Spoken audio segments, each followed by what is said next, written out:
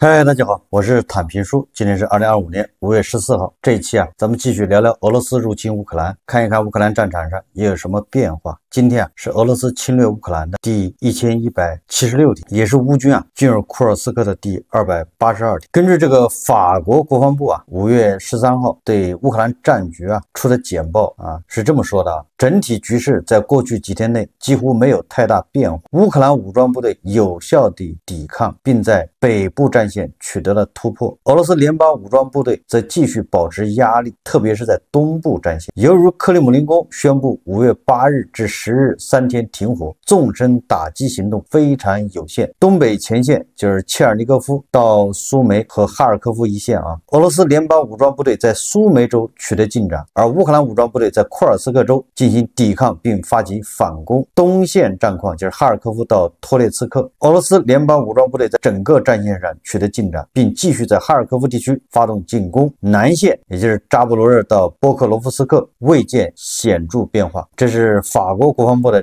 一个战报那根据乌克兰的说法战争进行到第1175天的时候前线总共记录了155次战斗，战线几乎没有变化。在库尔斯克前线，乌军攻占了普里科多纳街，目前已经控制了泰特基诺镇的一半以上地区。此外，戈尔纳尔镇的一半仍在乌克兰控制之下。乌军向库尔斯克格鲁什科沃发射了数枚导弹，先后击中了2栋大的建筑物，其中包括一座当地警察局的弹药库。俄军在这里囤积了不少武器装备，他们都遭到了乌军的定点清除。空袭还导致仓库内的弹药被点燃，引发数次二次爆炸。即便你在边境地区都能看到不断翻滚的浓烟。在别尔格勒德前线波波夫卡附近边界线第一道树林地区重新落入乌军之手。5月11号，库尔斯克州雷利斯克遭乌军火箭炮攻击，造成3人受伤，一家酒店被毁，数栋民宅受损。5月13日，卢甘斯克的俄罗斯基地遭到乌克兰的无人机袭击。据俄罗斯消息人士透露，3架乌克兰固定翼无人机袭击了卢甘斯克一家沥青混凝土厂。据报道，该地区此前曾多次遭到袭击，因为据信俄罗斯军队将其用作装甲车维修设施和其他关键军事基础设施。俄罗斯的消息来源公布一些残骸照片，有助于确认这些无人机为 FP-1，就是固定翼无人机根据俄罗斯媒体报道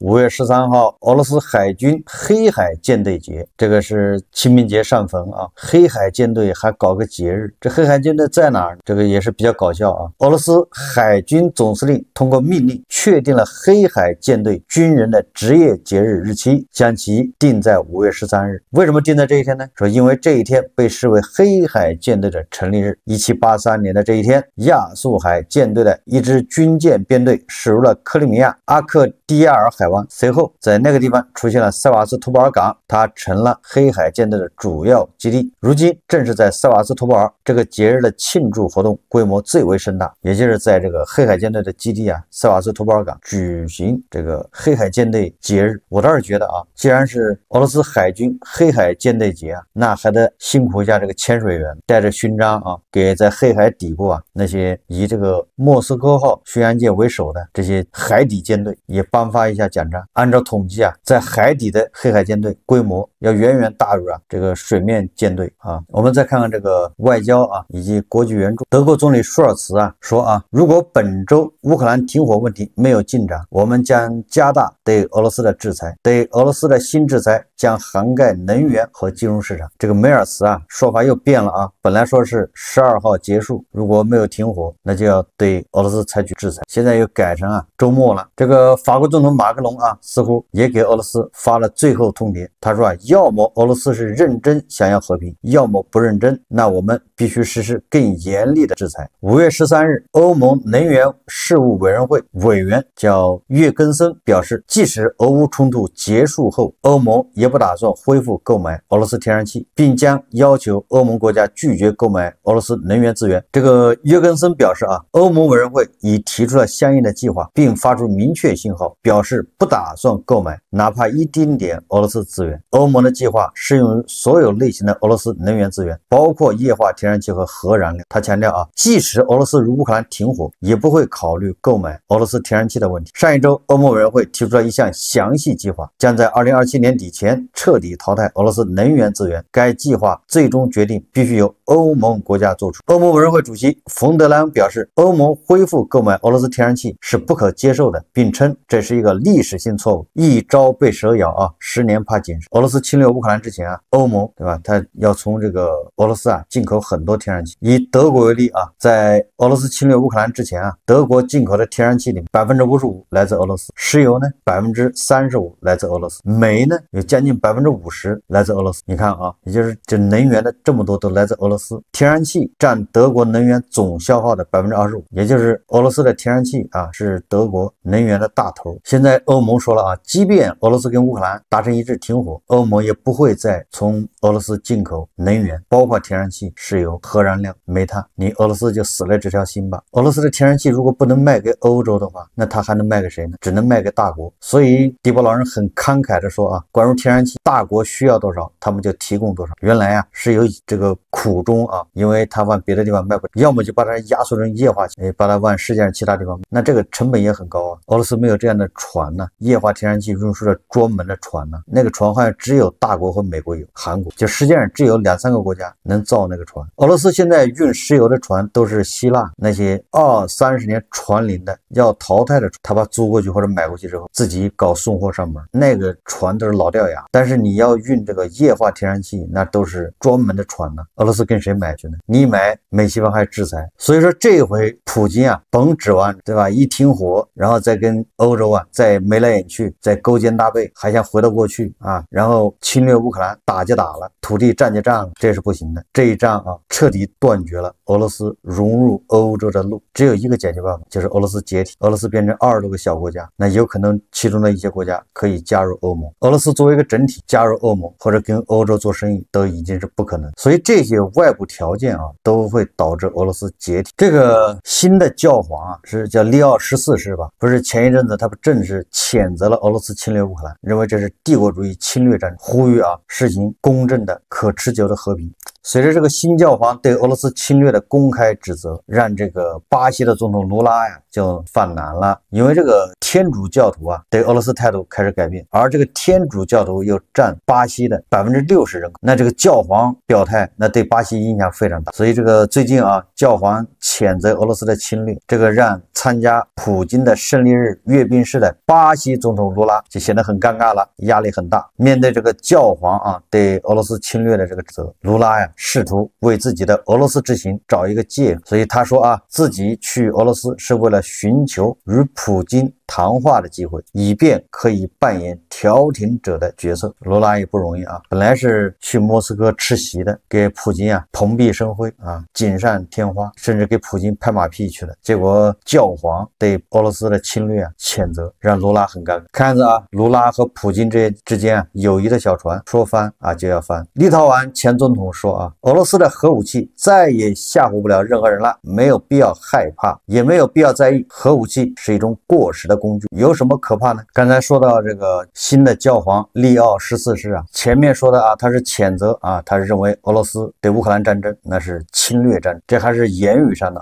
舆论上力挺乌克兰。刚才有突发新闻说教皇利奥14世将访问乌克兰，据共和报报道，教皇首批访问的国家包括土耳其和秘鲁，这个其中就有乌克兰，这个和上一任教皇方济各完全不一样。所以我刚才说了，对以天主教为主的这个巴西对这个总统卢拉是一个压力，是一个重大的影响，让卢拉和普京之间勾肩搭背就有了宗教上的负罪感。我们再看看这个叙利亚，最近好长时间没有叙利亚的消息。根据这个泰晤士报报道说叙利亚新任领导人前 ISIS 指挥官朱拉尼计划在沙特阿拉伯与特朗普会面，并提交丰厚的条件。据称啊，他计划向特朗普提出一项乌克兰模式的矿产协议，即将叙利亚所有的自然资源、石油和天然气交给美国，以换取解除制裁和安全保护。另外，媒体还报道啊，说这个朱拉尼亚还提议在叙利亚的大马士革建造一座特朗普大厦，可以说是对特朗普是投其所好啊。这个叙利亚的新总统啊，朱拉尼亚要洗白。以前叙利亚是俄罗斯的后花园，现在叙利亚在土耳其的支持下啊，已经脱离俄罗斯，积极的向美西方靠拢。这个朱拉尼亚又是去法国访问，又是见马克龙啊，又是要见特朗普，这都是好现象啊。朱拉尼的这个表现，实际上就是要让俄罗斯啊断了念想。叙利亚以后啊，不会跟着俄罗斯混了，跟着俄罗斯后面就是3天饿9顿了，跟着美西方后面混，日子都好起来了，对吧？这个简单的道理啊，大家都懂。我们再看看这个俄乌之间的和谈啊，这个普京啊，5月11号说啊，这个咱们也别搞什么30天停火了，我们5月15号土耳其伊斯坦布尔见，对吧？在那儿俄罗斯和乌克兰直接谈判，哎，什么持久的和平，这是普京提议的啊。结果首先啊，这个泽连斯基马上响应，说好，对吧？5月12号你就停火，我5月15号亲自到伊斯坦布尔等你。这个特朗普啊，立马也供火浇油啊，说这个他要求啊，乌克兰总统要抓住这个机会跟俄罗斯和谈。周一啊，也就是昨天前天呢，特朗普出人意料的表示自己也有意参加在土耳其伊斯坦布尔举行的俄乌和平谈判。我有很多会议，但我其实考虑飞过去。如果我觉得有事情可能成真，这是有可能的，但我们必须促成它发生。特朗普在启程出访中东之前说，也就是特朗普按他的计划应该在沙特，在那儿中东访问的。他说他如果俄乌双方在伊斯坦布尔如果谈的有意向，他会亲自飞过去凑个热闹。然后特朗普说啊，别低估周4在土耳其的可能性。但是啊，克里姆林宫尚未明确表示普京是否会亲自参加。克里姆林宫发言人佩斯科夫啊，周一就是5月12号对记者说啊，我们致力于认真寻求长期和平解决之道。这个佩斯科夫还说了啊，不接受乌克兰和欧洲的最后通牒，也就是要求5月12号必须停火，不停火就要制裁。俄罗斯人说啊，不接受带有任何威胁的这种条件。这个随后啊，5月13号，泽连斯基啊，他自己在这个社交媒体上又说啊，他与土耳其总统埃尔多安进行了实质性对话，并对埃尔多安总统的支持表示感谢。俄罗斯尚未明确是否计划参加和谈，以及参加何种级别的和谈。克里姆林宫发言人佩斯科夫拒绝透露普京会否出席会谈，他仅表明俄方正在为会谈做准备。大家看视频啊。І у нас в Україні немає жодної проблеми вести перемовини. Ми готові до будь-яких форматів. Я буду в цей четвер, 15 травня, в Туреччині. І очікую на Путіна в Туреччині. Особисто. І сподіваюся, що Путін цього разу не шукатиме причин, чому він щось не може. Ми готові говорити, щоб закінчити війну. Четвер. Туреччина. Президент Трамп підтримав. Всі лідери підтримують. 这个乌克兰总统办公室主任呢，波多利亚克在无电视节目中表示啊，除了俄罗斯总统普京，泽连斯基不会在伊斯坦布尔会见任何其他俄方代表。也就是泽连斯基在伊斯坦布尔啊，专门是为了会晤普京，为了会普京啊，就想打破传言，就想看一看啊，让网友啊看看他到底敢不敢看普京的眼，就想验证。波多利亚克说啊，伊斯坦布尔谈判进程的基本结构显而易见，乌克兰方面有一个人负责做决定，相应的俄罗斯方面也有一个人负责做决定，其他一切都只是走走形式而已，也就是让双方老大直接见面。这位乌克兰总统办公室主任认为，低级别的谈判效率较低且毫无意义。这个俄罗斯人不说了吗？乌克兰的宪法呀规定啊，不准跟俄罗斯谈判。但是我看昨天啊，这个乌克兰的最高拉达呀那个主席说了啊，这条法律不适用于泽连斯基，也就是啊，泽连斯基是可以跟俄罗斯人进行谈判的，他作为乌克兰的总统可以代表乌克兰跟俄罗斯进行谈判。所以你看啊，泽连斯基啊，他相当于将了普京一军，就连特朗普啊都是火上浇油啊，让普京难堪。哎，泽连斯基说了，我在伊斯坦布尔我就专门等普京，而且说了只见普京，对吧？俄罗斯其他的代表团他不见。特朗普也说了，对吧？你普京到伊斯坦布尔，你们要谈的可以，我也去。普京不就是心心念念的想跟特朗普见面吗？想搞俄美关系。特朗普说了啊，你要去跟乌克兰谈的不错，我就去，这面子够大吧？实际上这都是在这个赌啊，普京啊不去啊，想让普京从地堡里走出来，没那么容易。普京不可能被你这么一激啊，他就从地堡里出来。俄罗斯官员似乎在为俄罗斯总统普京5月15号不去伊斯坦布尔与泽连斯基会面创造合适理由，以便普京可以正大光明的拒绝这一要求，也就是给普京找理由了，对吧？既然泽连斯基将军，然后这个特朗普助攻啊，普京该如何应对呢？所以普京这边就要找理由不去。俄罗斯联邦会议副主席康斯坦丁·科萨切夫于5月12日回应泽连斯基，称泽连斯基的邀请纯粹的表演和喜剧。科萨切夫声称，在如此困难的情况下，不会安排高级别会议，并指责泽连斯基试图将乌克兰对谈判的兴趣缺失归咎于俄罗斯。俄罗斯特命大使米罗什尼科夫质疑泽连斯基邀请普京在伊斯坦布尔会面的意图。俄罗斯国家杜马国际事务委员会副主席阿列克谢·切帕5月12日对普京前往伊斯坦布尔与泽连斯基会面表示怀疑。切帕暗示俄罗斯在任何谈判中都无法信任乌克兰，因为乌克兰违反了先前的协议，并单方面加强了俄罗斯的停火。扎波罗热占领官员弗拉基米尔·罗戈夫5月12日声称，泽连斯基正在通过邀请普京前往伊斯坦布尔来羞辱普京，其目的是让人觉得普京固执己见。总之，俄罗斯方方面面这些人出来都在为普京不去伊斯坦布尔找借口。这个泽连斯基5月15号就是周四他要到土耳其的安卡拉，要跟土耳其总统埃尔多安进行会晤。泽连斯基多次和埃尔多安会晤过了我记得前不久3月份刚见过埃尔多安，这5月份又要见埃尔多安。然后如果说普京要出席的话，那么他从安卡拉直接飞伊斯坦布尔。安卡拉是土耳其的首都嘛。俄罗斯到现在这个代表团的成员都还没有定下来，派谁去参加也不知道，普京去不去也不知道。泽连斯基说世界仍然没有收到俄罗斯对众多停火提议的明确回应，俄罗斯的炮击和袭击正在继续，莫斯科全天对直接谈判的提议保持沉默，非常奇怪的沉默。不管怎么样，俄罗斯需要结束战争，而且最好尽早结束。我们再看看这个俄罗斯国内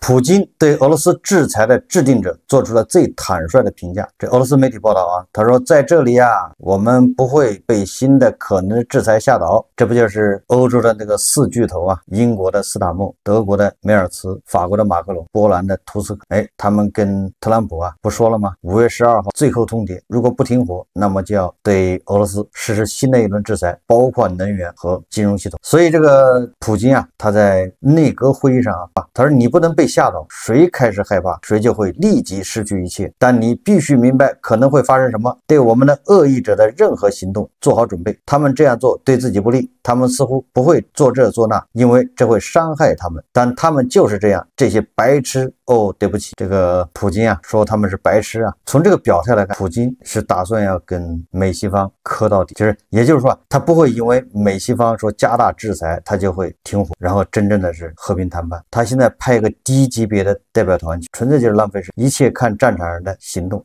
如果战场上他占便宜，那这个会谈呢就拖；如果战场上不行，实在吃不消了他就立马要进入实质性谈判，可进可退俄罗斯国家杜马提交一项法案，在2022年2月24日俄乌冲突以来结的婚，在离婚时禁止分配配偶一方因参加特别军事行动而获得的收入。你看看这俄罗斯的法律开始打补丁了。我记得有一阵子咱们节目介绍过俄罗斯的婚介所介绍那些女的专门跟那些参加俄乌战争的男的结婚，因为这些男的无论是死活都有一笔钱，如果他活着有这个工资，对吧，1个月20万卢布，还有参加这个俄乌战争的前线给一笔补助，对吧？俄罗斯这些女的就花这些俄罗斯士兵的这些钱，如果他死了还有一笔抚恤金，还可以这个在俄罗斯婚介所这都会成为一个致富的不二法宝。结果你看俄罗斯人发现这个漏洞，马上打补丁了。2022年2月24号特别军事行动以来结的婚的，你离婚的时候不准分参加特别军事行动而获得的收入，这个钱跟你没关系。这个政策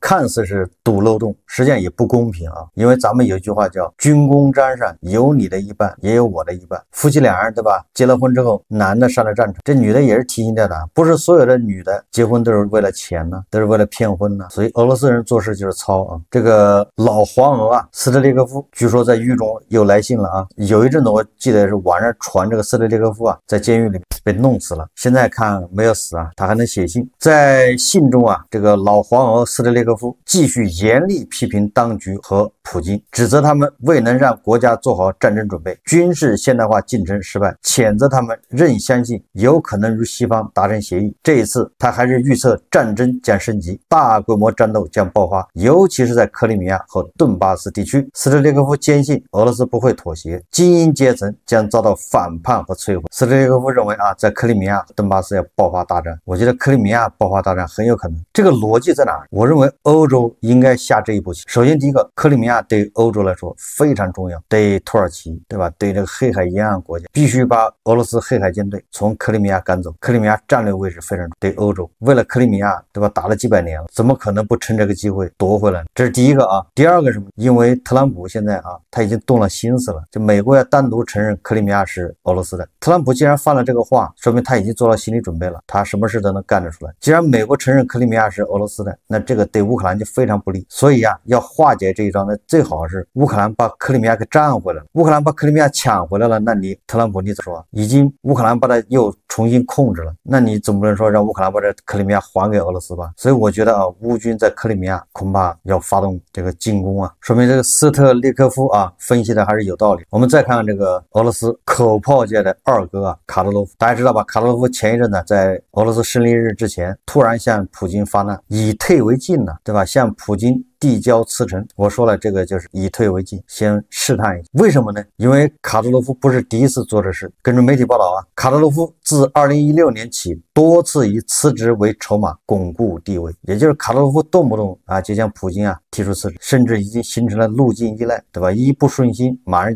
就想撂挑子，辞职不干。那普京就得哄他呀，给他好处。2024年起，卡德罗夫多次被曝健康恶化，包括胰腺和肾脏疾病，需频繁住院治疗。他加速将权力移交给17岁的儿子亚当·卡德罗夫，任命其为车臣安全局局长和内务部负责人，并试图通过军工宣传树立其威信。但俄联邦法律规定，地方领导人需年满30岁，亚当短期内无法合法接任。最近啊，这个俄罗斯方面啊，也就是车臣又给卡德罗夫的儿子叫亚当·卡德罗夫啊，就刚才说的准备接班的这位孩子啊，又颁发奖章，也就是啊，这个亚当·卡德罗夫奖章啊，一直要拿到手软，立志要集齐所有勋章。这位被誉为当代英雄的少当家，正迅速成为各大颁奖典礼的常客，要集所有的奖项于一身啊，集齐所有的赞，为接班做准备。最后我们再看看啊，联合早报报道啊，说越南与俄罗斯加强能源、国防、经济等多领域合作。在美国日益转向内事之际，俄罗斯正试图重新拉拢国际社会的支持。在澳大利亚国立大学国际关系博士研究生苏明山告诉联合早报，由于在政治和经济上都被以欧洲为首的西方世界孤立，俄罗斯需要与亚洲国家建立新的关系。你俄罗斯要与